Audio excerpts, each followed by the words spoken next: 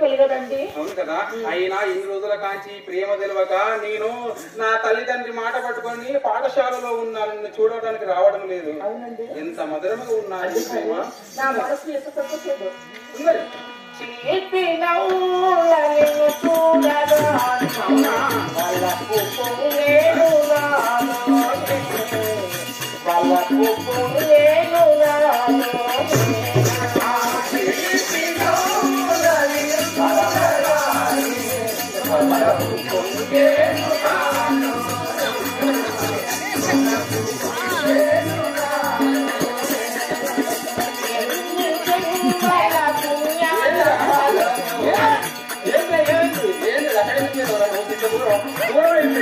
ఏం చేస్తాను